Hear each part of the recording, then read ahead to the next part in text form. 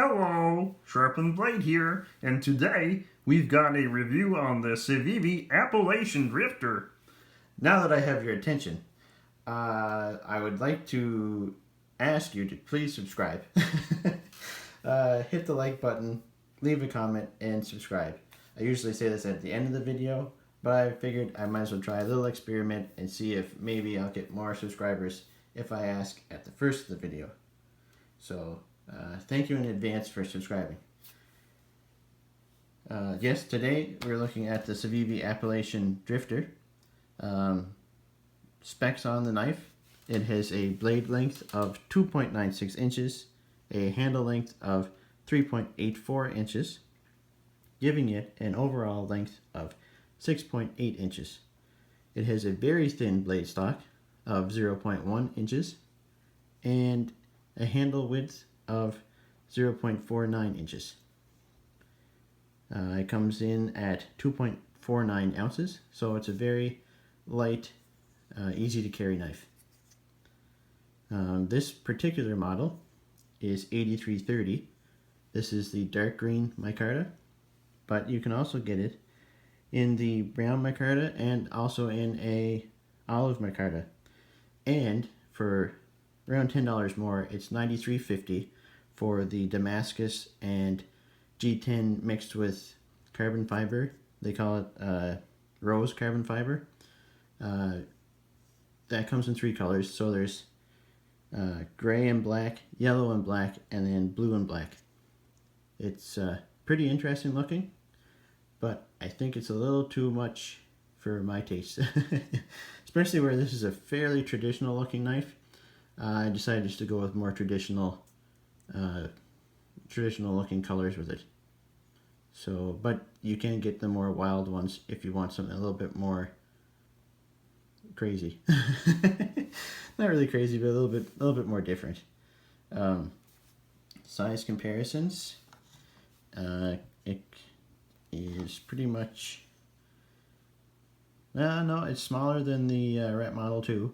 So it's not a very big knife, but it's big enough to be comfortable to use. I'll get into that more a little bit later on. So it has a blade steel of S35VN, which is, I don't know everything, but I don't think that's very common steel for them to use. And at that price point, that's what drew me. Like, at first, the design caught my eye because I always liked the rustic gent. This is very similar to that. And then I saw this, and I was like, awesome, that's pretty dang cool. And then I saw the price. I was like, that's even better. And then I saw that it was S35VN, and I was like, okay, yes, I definitely have to get this. But I thought it was a liner lock, and it's actually a double detent slip joint. So definitely not a liner lock, but it's I've actually been wanting a double detent slip joint for a while now, so it just kind of worked out for the best. It's very fidgety.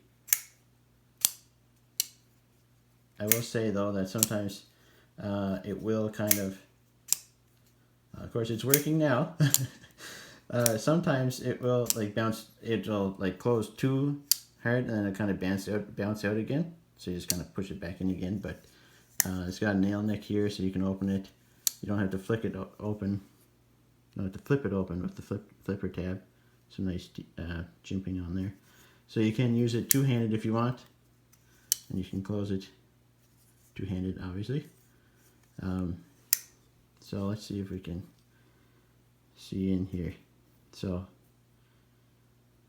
you see the double detent there. So that's what's, in case you don't know what double detent slip joint is. It's just basically held in place or held open by two detents, and it's not a very strong like detent, but if you follow me on Instagram, you probably saw my post about this.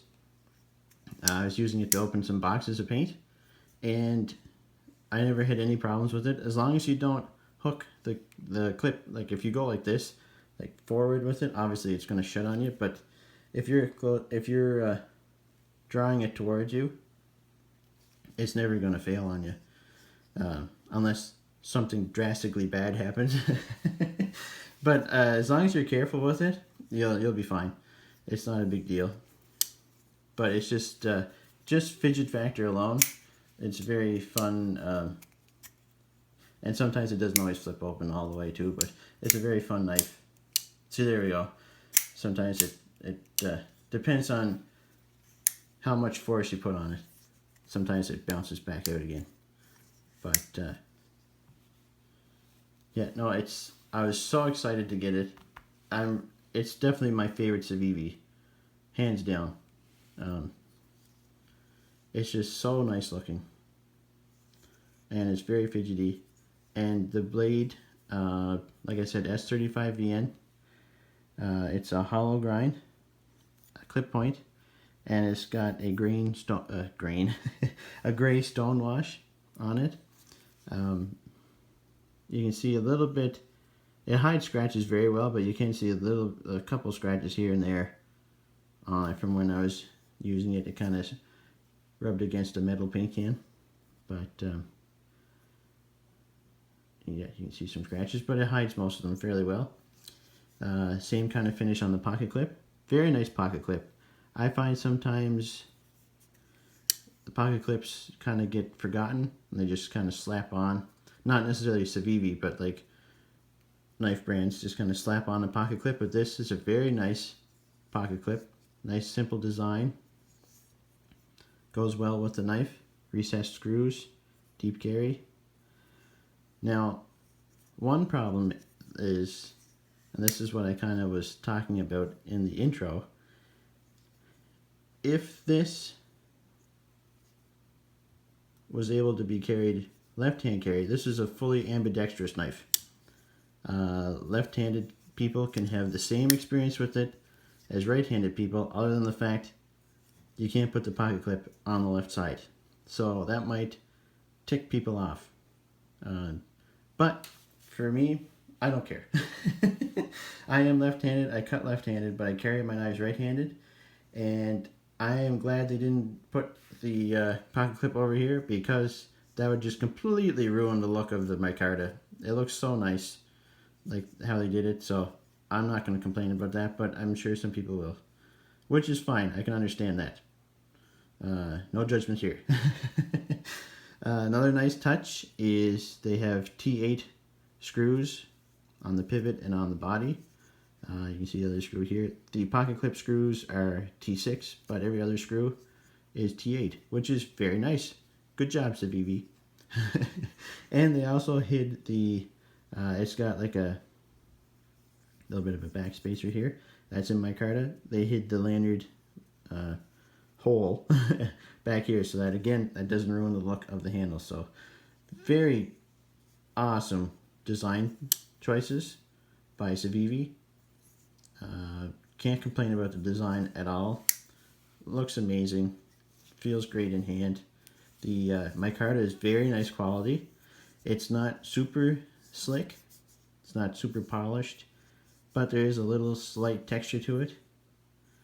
And it doesn't feel fuzzy or anything. It's just a little tiny texture to it. So it gives you a little bit of grip, which is nice. Just remember, don't put your thumb up here, because, yeah. You know, but again, not a big deal. Just a basic safety using the knife. Don't put your thumb on the blade. I usually put my thumb up on the blade and cut with it. So it just took me a couple minutes to realize that's a bad idea. Didn't cut myself or anything, but yeah, just keep your fingers off the blade when you're using it. What else? I think that's all that's the only negative, is the pocket clip. Some left-hand people might not like the fact that you can't put it on the left-hand side. Other than that, there's really no negatives to the knife, unless you don't like the design or the fact that it's a double D10 slip joint. But that's just the design of the knife. So if you don't like it, don't get the knife. And It has ball bearings, and I can't read my writing. I have to do a better job on my notes next time. Yeah, I like how comfortable it is. I like the design of it, and I like the fidgetability of it. So it's overall, it's an excellent knife.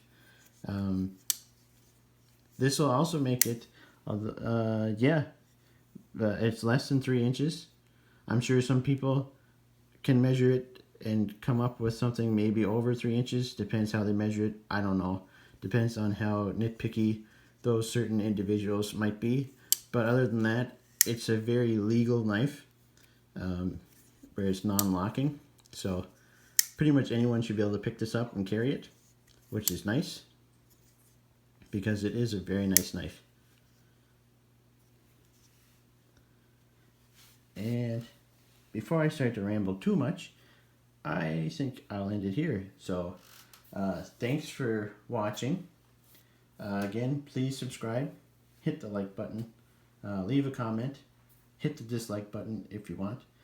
And then if you do hit the dislike button, please leave a comment as to why you disliked it. That way I might be able to improve my channel or my reviews. And thanks in advance again for subscribing, and thanks for watching. Take care.